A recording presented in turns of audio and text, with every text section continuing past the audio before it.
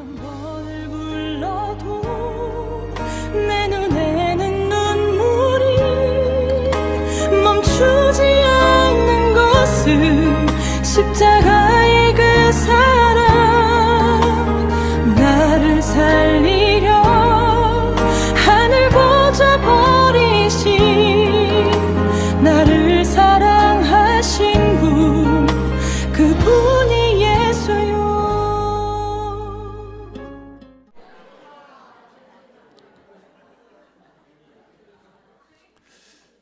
어느 부인이 남편에게 그랬답니다. 당신은 나의 로또입니다. 그랬더니 남편이 깜짝 놀라가지고 좋아가지고 내가 당신에게 로또와 같은 존재야. 그랬더니 당신은 한 번도 만난 적이 없잖아. 그래도 우리가 인사 나누는 것은 한 번도 만난 일이 없어서 인사한 게 아니고 귀하고 존귀한 함께 신앙생활하는 여러분이 있어서 좋다라는 의미로 인사한 줄로 믿습니다. 다시 한번 인사하시죠. 그냥 좋습니다. 당신 좋습니다. 이렇게 인사하시죠. 오늘은요, 본문 말씀을 통해서 조금 제목이 좀 그렇긴 하지만 PD 수첩과 히스기야라는 제목으로 여러분과 함께 은혜를 나누겠습니다. 지난 목요일 제가 우리 교인은 아닙니다만 어떤 분과 이야기를 하다가 그분이 저에게 목사님 PD 수첩을 봤습니까? 그런 질문을 하시더라고요. 그래서 저는 한국 방송을 잘 볼 기회가 없으니까 못 봤는데요. 그랬더니 목사님 한번 꼭 보세요. 믿는 사람으로 너무 화가 났습니다. 너무 화가 나고 이 분노가 치밀어서 어찌할 바 모르겠다고 하면서 저한테 이야기를 했어요. 그날 저녁에 집에 가서 PD 수첩을 보려고 찾아보니까 유튜브에 토막토막 이렇게 몇 분씩 잘려 있어서 그걸 좀 이렇게 어떤 거는 순서가 바뀌기도 하고 그렇게 한번 봤습니다. 봤더니 한국의 명일동에 있는 이 대형 교회에 관한 보도였습니다. 그 방송을 제가 조각조각 보긴 했지만 보면서 이 영광스러운 하나님의 교회가 온 세상 사람들에게 조롱과 수치의 대상이 되는 것 같아서 참 마음이 안타까웠습니다. 물론 이 방송에서 제기하는 문제점들이 그 교회의 모든 것을 말하는 것은 아니었을 거예요. 방송은 그 교회의 극히 어떤 일부분의 문제만을 제기를 한 것이죠. 하지만 그런 점을 감안하더라도 이 한국 사회의 우리 기독교 또 교회에 대한 부정적 영향력은 참 대단할 것이다, 이런 생각이 들었습니다. 저는 사실 그 명일동에 있는 큰 교회를 한국 방문할 때 꼭 가보고 싶어서 제가 이른 시간에 가서 예배를 연속으로 2번 드린 적이 있습니다. 그리고 또 그 교회의 목사님을 굉장히 제가 존경하고 또 많이 이렇게 배울 점들을 찾으려고 노력했던 그런 존경하는 목회자 중에 한 분이었습니다. 그리고 실제로 한국 교회에 귀한 선한 영향력을 많이 미쳤던 교회예요. 그런데 그런 교회가 왜 이렇게 교계와 한국 사회에서 심지어는 방송에서조차까지 이렇게 지탄의 대상이 되었을까? 여러분, 우리 초대교회를 기억합니다. 이 극심한 박해 속에서 교회가 시작이 됐죠. 이 박해의 정점은 사실은 로마 시대에 이제 정점에 이르게 됐는데요. 이 수많은 순교자들이 나왔습니다. 그리고 그 박해를 피해서 숨어서 신앙생활을 했죠. 그래서 우리가 잘 알고 있는 카타콤이라고 하는 그 신앙의 자리가 지금도 유적으로 남아 있습니다. 그런 곳에서 숨어 살면서 세상을 모든 것들을 포기하면서 신앙 하나를 지키기 위해서 그렇게 어려움을 감수하며 신앙을 지켜나갔던 이런 삶을 살았던 사람들이 있었습니다. 그렇게 박해가 있었지만 그때 교회가 죽지 않았습니다. 그리고 오히려 그들의 열정과 순수한 신앙이 거름이 되어서 이제 나중에는 결국에 로마의 국교가 되어지는 이런 열매를 맺게 되죠. 근데 문제는 이후에 이제 교회의 수장인 이 교황의 권력이 이 황제보다 더 넘어서게 되는 일들이 발생을 합니다. 교회에 엄청난 힘이 생긴 겁니다. 그래서 대성당들을 이제 짓게 되고 또 그 교회, 그 교황의 권세라고 하는 것, 그 권위라고 하는 것, 권력이라고 하는 것, 이것이 마치 세상의 힘처럼 사용이 되고 이 권력과 명예와 부가 쌓이면서 이제 타락과 이제 온갖 이 부조리와 우리가 받아들일 수 없는 그러한 이 종교계의 타락이 있었던 것을 역사적으로 기억을 합니다. 교회와 우리 신앙이라고 하는 것, 본질을 잃어버리면 생명을 잃는 것이라고 우리가 그렇게 생각을 합니다. 그것을 기억하지만 그것을 기억하지 않는 사람이 없을 거지만, 그러나 시간이 가면서 우리가 직접 눈에 보게 되는 것은 교회와 또 교회의 어느 사람들을 보게 되면 본질을 잃어가는 모습을 우리는 목격하기 때문에 이것이 어느 특정한 교회, 어느 특정한 개인에게만 국한된 문제가 아니라 우리 모두에게도 주어질 수 있는 문제다. 그래서 초대교회 때나 중세 때나 현재에도 이 본질적으로 맥락을 보면 같은 그런 문제를 안고 있는 것이죠. 교회가 부흥합니다. 성장합니다. 그러다 보면 힘이 생기게 되죠. 그런데 그 생긴 힘이 어떻게 사용되어져야 되는가? 우리는 분명히 하나님의 영광을 위해서, 그리고 하나님의 뜻하신 바, 하나님이 우리에게 맡겨주신 사명에 따라 그 힘을 사용해야 된다고 말은 합니다. 하지만 그렇게 말을 하면서도 방법과 절차에 있어서는 불투명하고 불분명한 일들이 발생을 해요. 그러니까 앞뒤가 맞지 않다라는 겁니다. 교회에 주신 은혜의 힘을 통해서 하나님의 영광을 위해서 쓰여져야 될 힘들이 왜 부정직하게 불투명하게 그렇게 가리워지면서 해야 되는가? 거기에는 분명 무언가 바르지 못한 것이 들어있기 때문에 불분명하고 불투명한 일들이 생기는 것이죠. 또 아울러서 그 교회에 주어진 힘, 그것이 세상의 권세, 권력이 아님에도 불구하고 이제 모든 사회에서 바라볼 때, 세상에서 바라볼 때는 그것이 권세, 권력으로 보인다는 데 문제가 있는 것이죠. 나는 그렇지 않다라고 이야기하지만 다른 사람이 볼 때 그렇다고 하면 그것은 우리가 한 번쯤 생각해 봐야 될 문제인 것이죠. 방송을 통해서 한 교회를 이제 취재하고 보도하는데 어떻게 보면 그것이 교회의 비리로 보여진다는 점이 안타깝죠.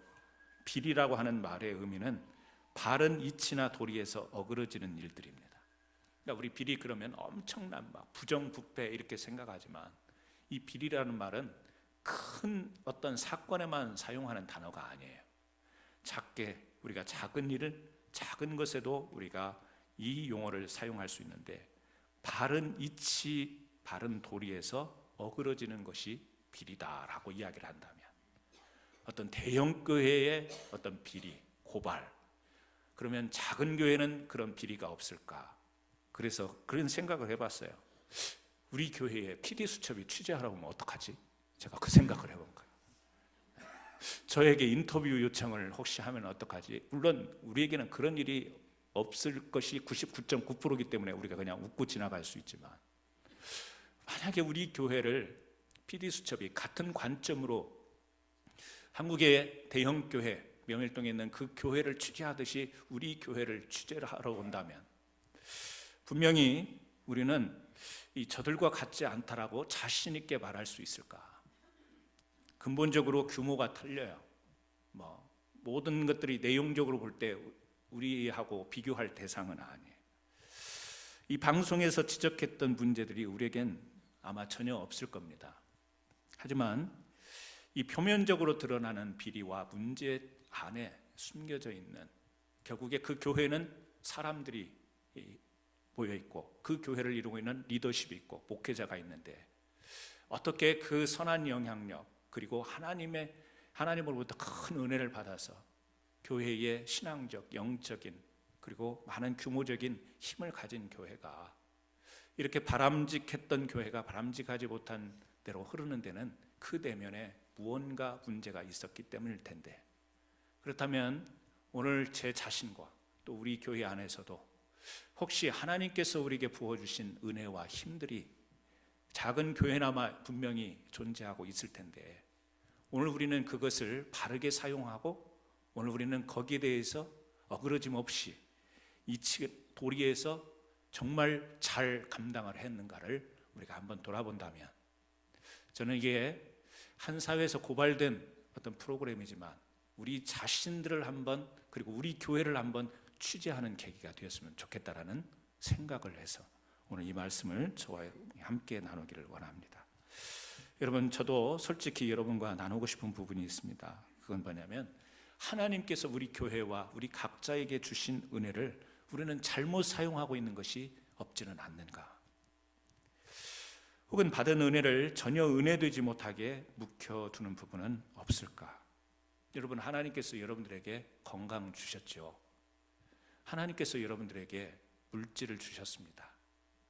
아마 어떤 분들은 내가 전에 생각하지 못했던 이런 물질의 축복을 하나님이 지금 나에게 주시고 있어서 너무 감사하다, 그렇게 생각하시는 부분도 있을 겁니다. 또 어떤 분들은 지금 상태에서 만족은 못하지만 그래도 이렇게 살아갈 수 있도록 이렇게 된 것이 감사하다라고 생각하는 분도 있을 겁니다. 하나님이 건강도 주시고 물질도 주시고 우리에게 지식도 주시고 지혜도 주시고 또 사람 이웃도 주시고 이 많은 것들을 우리에게 은혜로 주셨는데, 우리는 그러한 은혜들을 이 하나님이 원하시는, 이 하나님께서 바라시는 대로 그런 것들을 잘 감당하며 살고 있는가? 아니면 하나님이 베풀어 주신 은혜를 내 삶의 만족으로 여기고 행복의 어떤 기준으로 삼고, 하나님께 은혜를 받아서 내가 이렇게 됐습니다 라고 이야기는 하지만 그 은혜를 뭘로 삼죠? 자기의 행복의 척도로, 그리고 자기의 자랑거리로 삼는 일은 없는가? 그렇다면 혹시 우리에게도 바른 이치나 도리에서 어긋난, 다시 말하면 하나님이 베풀어 주신 그 은혜에 대해서 우리가 바른 이치와 도리를 하고 있는가를 우리도 한번 점검할 필요가 있지 않겠는가? 오늘 본문에 보면 히스기야 왕이 나와요. 이 히스기야 왕을 이 방송회처럼 한번 우리가 그런 어떤 시각으로 한번 바라봅니다. 여러분, 히스기야 왕 그러면 여러분 어떤 부분이 생각이 나시죠? 아마 여러분 생각에 히스기야 왕을 평가할 때 믿음이 좋은 왕으로 그렇게 생각하실 겁니다. 왜 그렇죠? 우리가 그 사건을 알기 때문에 그래요. 이 히스기야 왕은 전의 왕들처럼 그렇게 살지 않았죠. 가장 먼저 그가 왕이 되면서 했던 것이 신앙 개혁을 했습니다. 신앙 개혁 운동을 펼쳤어요. 하나님을 섬기면서도 우상으로 찌들었던 이스라엘 백성들에게 제도적으로 그리고 내용적으로 개혁을 일으킵니다. 그래서 우상 숭배, 이 광야에서 이 불뱀에 물렸을 때 장대에 매달린 우리뱀을 보고 치유함을 받았잖아요. 하나님께서 명령하셔서. 근데 그것을 기억하면서 계속해서 그 구리뱀을 놓고 이 우상처럼 섬기는 이스라엘 백성들을 보면서 이 히스기야 왕은 그것마저도 다 타파해버립니다. 전에 조상들이 겪었던 은혜의 경험인데 그것이 마치 이 하나님이 아니는 그 대상을 보고, 구리뱀을 보고 그들의 이 신앙의 삶에 의존이 있다 보니까 그것마저 타파해버리는 이런 신앙 개혁을 일으켰던, 아주 철저하고 용기 있고 결단력 있는 개혁을 이뤘던 사람이 바로 이 히스기야 왕이에요. 아수르 군대 18만 5천 명이 이 남쪽 유대를 에워쌉니다. 여러분, 이스라엘 땅이 정말 작잖아요. 우리 대한민국보다 훨씬 작은 땅인데 그 땅에서도 북이스라엘과 남쪽 유다가 반토막이 나잖아요. 그 반토막 난 남쪽 유다를 18만 5천 명의 군대가 에워쌌다고 생각을 해보세요. 얼마나 많은 군인들이 그 작은 땅을 완전히 이제는 압제할 수 있는 그런 상황 아니었어요? 그런데 어떻게 하죠? 히스기야 왕이 하나님 앞에 기도하잖아요. 기도하여 그 18만 5천 명을 물리치는 아주 전무후무한 이런 일을 경험하게 됩니다. 또 유명한, 우리가 오늘 본문에서도 읽었습니다만, 그가 죽을 병에 걸렸습니다. 그런데 어떻게 하죠? 하나님 앞에 기도합니다. 모든 것을 뒤로하고 자기 얼굴을 벽에 대고 하나님 앞에 기도하는 거예요. 그래서 15년 생명의 연장을 받는 이러한 은혜를 입습니다. 이게 바로 히스기야. 그래서 우리는 히스기야 왕을 유대의 선한 왕으로 그렇게 기억을 합니다. 믿음이 좋은 왕이라고 생각하는데, 이렇게 사건적으로 보면 화려한 신앙의 경력을 가진 사람이 분명한데, 그럼에도 불구하고 히스기야를 자세히 조명해 보면 또 다른 면을 발견할 수 있어요. 그게 뭐냐면 오늘 우리가 읽은 부분입니다. 제가 다시 한번 읽어 드릴게요. 그때 히스기야가 병들어 죽게 되었으므로 여호와께 기도하며 여호와께서 그에게 대답하시고 또 이적을 보이셨으나, 문제는 여기서부터예요. 25절. 히스기야가 마음이 교만하여 그 받은 은혜를 보답하지 아니함으로 진노가 그와 유다와 예루살렘에게 내리게 되었더니. 자, 하나님이 이렇게 종교 개혁을 일으켜요. 신앙 개혁을 일으켜요. 또 18만 5천 명이라고 하는 아수르 군대도 물리쳐요. 죽을 병에 걸렸는데 15년의 생명을 연장을 시켜줘요. 그래서 다시 건강한 삶을 살아가는데, 그때 은혜를 받은 때에 히스기야가 마음이 교만했다. 성경은 그렇게 설명을 합니다. 그리고 하는 말이 뭐냐면 그 받은 은혜를 보답하지 않았다. 보답했다라는 것은 뭐 갚는다, 우리는 그런 어떤 말씀으로 이해를 하기가 쉽잖아요. 보상받고 뭐 또 이렇게 보답하고 뭐 이렇게 주고 받고 이걸로 생각하는데, 이 말의 의미는 뭐죠? 하나님이 은혜를 베푸셨다면 왜 하나님이 나에게 이런 은혜를 주셨는가를 생각하면서, 그렇다면 이 은혜에 합당한 삶을 어떻게 살아가야 되는가 기도하고 고민하며 하나님이 베풀어 주신 은혜에 합당한 삶을 살아야 되는데 그걸 못했다, 지금 그런 이야기 아니에요? 그래서 여러분 죄송합니다만 오늘 화면에 준비는 못했습니다. 열왕기의 하를 한번 찾아보죠. 역대하 앞쪽으로 가시면 열왕기하가 나오는데요, 열왕기하 20장 12절 13절이에요. 열왕기하 20장 12절과 13절의 말씀인데요, 우리 같이 한번 읽어보도록 하겠습니다. 그때에 발라단의 아들 바벨론의 왕 브로닥 발라단이 히스기야 병들었다 함을 듣고 편지와 예물을 그에게 보낸지라.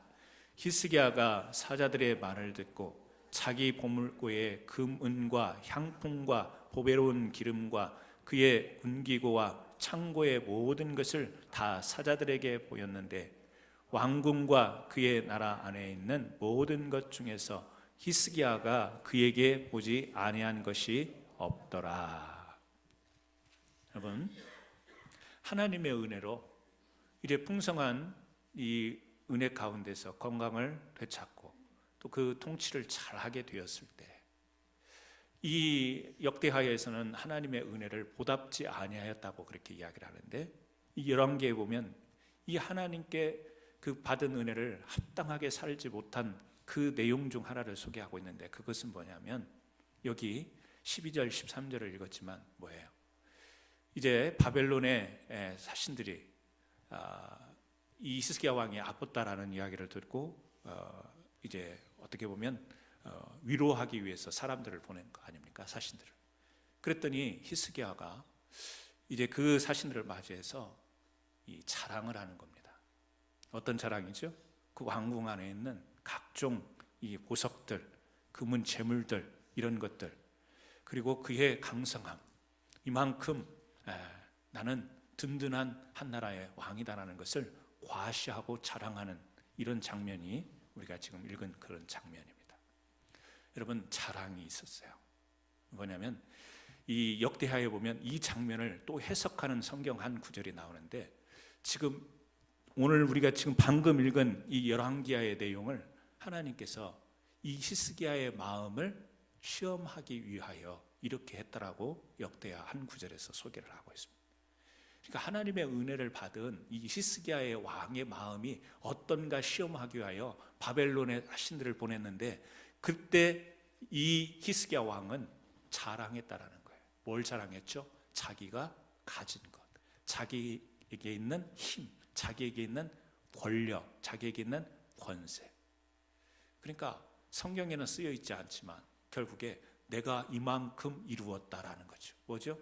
내가 기도해서, 그리고 내가 노력해서 개혁을 이루었고, 내가 기도해서 18만 5천 명 되는 군사도 물리쳤고, 내가 기도해서 하나님으로부터 은혜를 입어 내가 병도 이 생명의 연장도 받았고, 하나님이 분명 주신 은혜가 분명하게 인정을 하면서도 뭐가 있죠? 내가 기도했으니까. 내가 노력했으니까, 내가 개혁했으니까. 여러분, 이것이 우리의 자랑인 거예요. 우리 믿음의 사람들이 하나님을 제외한 자기 자랑하는 사람은 없습니다. 뭐죠? 아이고, 하나님의 은혜예요. 하나님이 복 주셨어요. 하나님께서 함께 해주셨어요. 그런데 그 말의 비중, 그 심정의 비중을 들어보면 뭐예요? 하나님이 은혜를 주셨지만 내가 그만큼 기도했잖아. 내가 다른 사람들 노력하지 않을 때 나 그렇게 고생해가면서 수고해가면서 그렇게 했잖아. 그러니까 하나님께서 은혜를 주신 거고, 이런 은혜, 다른 사람들이 누리지 못하는 은혜를 누리는 거지. 뭐예요?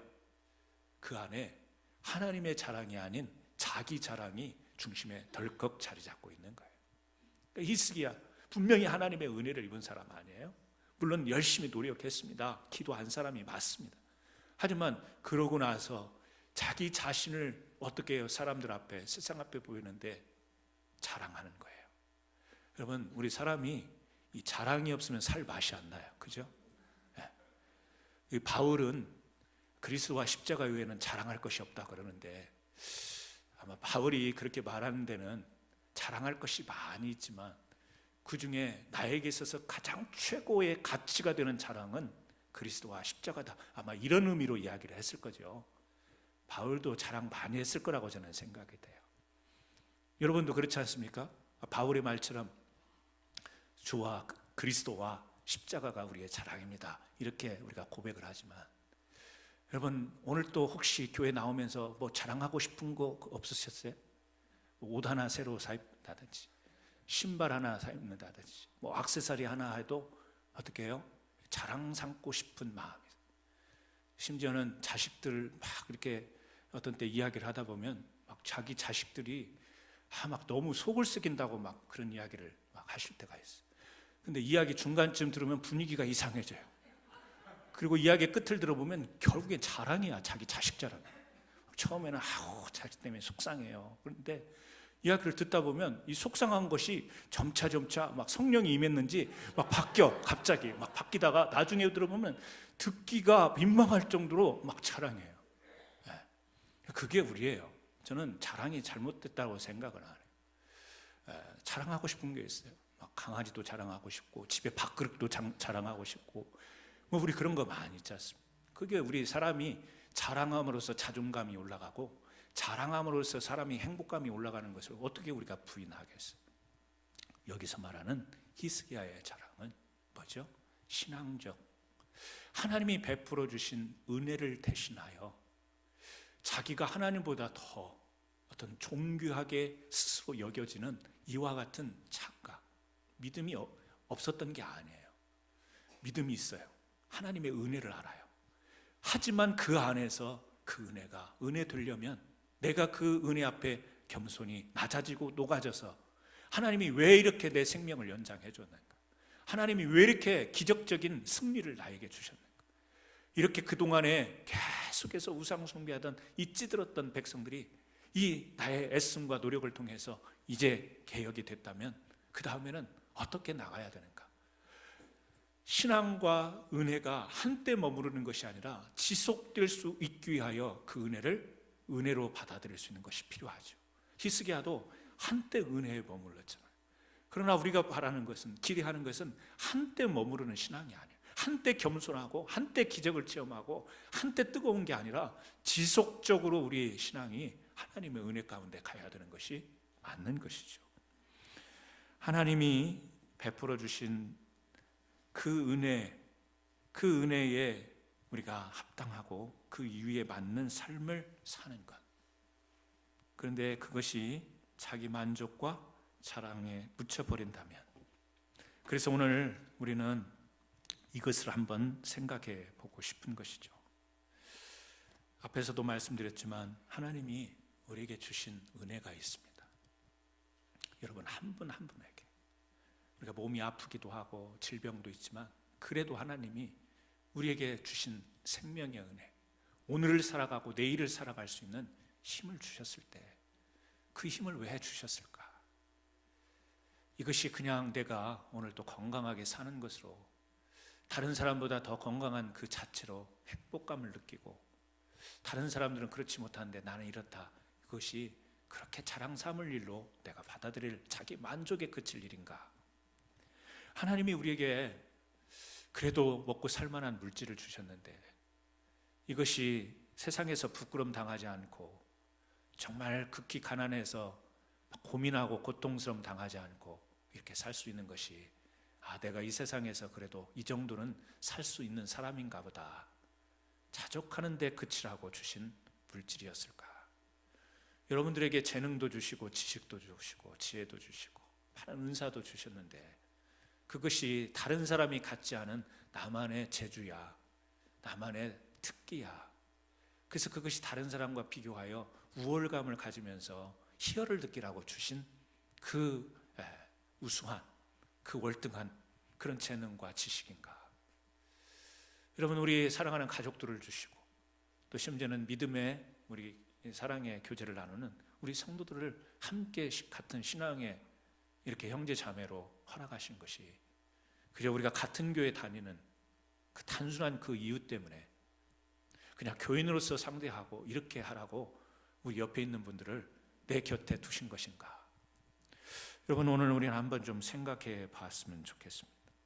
하나님이 주신 은혜를 나는 잘 운용하고 있는가? PD 수첩을 보면서 한 대형 교회에 어떻게 교회가 저럴 수 있냐? 어떻게 목사가 저럴 수 있냐? 어떻게 저 교회 교인들은 저렇게 가는데도 그 교회를 다니고 있는가? 이렇게 냉수적인 시각으로만 바라볼 것이 아니라 오늘 우리가 취재의 대상이 돼서 내가 받은 은혜가 분명히 있는데 나는 그 은혜를 하나님으로부터 잘 운용하고 있는가? 혹시라도 내가 하나님이 주신 은혜를 내 자랑 삼는 것으로 내 인생의 자랑거리로 삼지는 않는가? 나는 하나님 앞에 이런 은혜 받았어? 간증이 돼야 될 텐데 그것이 아니라 다른 사람에게 과시가 되는 그런 모습으로 우리는 살아가고 있지는 않는가? 하나님은 여러분들에게 은혜를 주신 줄로 믿습니다. 많은 은혜를 저와 여러분에게 주신 줄로 믿습니다. 우리가 방송을 보면서 분개할 것이 아니라 이런 계기를 통해서 하나님이 나에게 주신 은혜는 내가 어떻게 그 은혜를 그냥 내가 받은 은혜로 감사하는 은혜가 되는가, 아니면 이 은혜를 나누는 은혜로 내가 활용을 하고 있는가? 하나님으로부터 받은 은혜는 분명히 주신 이유가 있을 텐데 이 이유에 합당한 이 은혜를 감당하는 삶, 나에게만 머무르는 것이 아니라 나누어 줄 수 있는 그런 삶을 나는 살고 있는가를 한번 뒤돌아보시는 계기가 되기를 주의 이름으로 축원합니다. 아울러서 교회적으로는 우리 캔사스 한인 장로교회 비리가 있습니까, 없습니까? 있다고 하면 저하고 예배 끝난 뒤에 개별 면담을 좀 하시고요. 여러분, 우리가 한번 질문을 던져야죠. 그 비리라는 것은 무슨 방송의 보도들만큼의 그런 부정과 부패를 이야기하는 게 아니라 우리 교회는 하나님이 우리 교회에게 주신 은혜가 있는데 그 은혜를 바른 이치와 도리로, 바른 방법으로, 바른 절차로 우리는 그 은혜를 활용하고 있는가? 아니요. 제가 잠시 생각을 했지만 우리 교회도 받은 은혜가 있어서 여기까지 왔는데 우리도 받은 은혜를 잘 감당 못하고 잘 운용하지 못하는 부분도 분명히 있을 것이다. 그렇다면 이 부분을 우리도 냉정하게 우리 자신, 우리 교회를 살펴서 100% 완벽하고 온전하지는 못하겠지만 최선을 다해서 우리에게 주신 은혜를 잘 감당할 수 있는 교회가 되도록 우리도 부단히 매주마다 그렇게 살피고 노력해야 되지 않을까? 바울이 말한 것처럼 그 신앙 고백이 우리 교회의 고백이 되어야 될 줄로 믿습니다. 모든 교회의 고백이 되어야 될 텐데요, 주와 주 예수 그리스도와 십자가 외에는 자랑할 것이 없다라는 말. 우리 교회에 자랑할 것은 주님과 십자가밖에 없는 줄로 믿습니다. 물론 저도 자랑 많이 합니다. 우리 교회에 대해서 밖에 나가면 기가 안 죽으려고 우리 교회 됐다 좋다 막 자랑도 하고요, 막 그럽니다. 자랑이 없다라는 이야기가 아니에요. 뭐죠? 교회의 최고의 가치는 주님이고 최고의 우리에게 은혜는 십자가인 줄 믿습니다. 이 은혜를 놓치면 결국에 십자가를 걸어놓고 우리를 자랑하는 교회가 되어버리는 것이죠. 교인 수를 자랑하고 교회의 재정 상태를 자랑하고 교세를 자랑하고 교회의 빌딩을 자랑하고 환경을 자랑하고 그 안에 그런 은혜를 주신 그 십자가의 은혜를 망각한 채 보여지는 표면적인 것을 자랑 삼는 것은 결국에 복음을 잃어버리는 타락이 되기 때문에 여러분, 우리가 항상 우리 교회도 열심히 하고 열정적으로 사역을 감당하지만 혹시 그러다가도 곁길로 나가려고 할 때 그 순간에 항상 잊지 않아야 될 것이 십자가의 은혜를 생각해야 될 겁니다. 하나님이 이 땅에 친히 아들 예수로 오셔서 자기 몸을 내놓으시고 우리를 위해서 희생당하신 그 사랑, 이 사랑을 잊지 않는 것, 이것이 교회가 바른 이치, 바른 도리로 가는 그런 근거가 되어지는 신앙 정신이라고 생각이 돼요. 그래서 십자가를 자랑하는 교회가 되도록 혹시라도 작은 부분에 있어서라도 우리가 옳지 않고 또 도리에 어긋나고 바른 이치에서 벗어나는 일이 없도록 우리 스스로가 늘 기자들이 되기를 주님의 이름으로 축원합니다.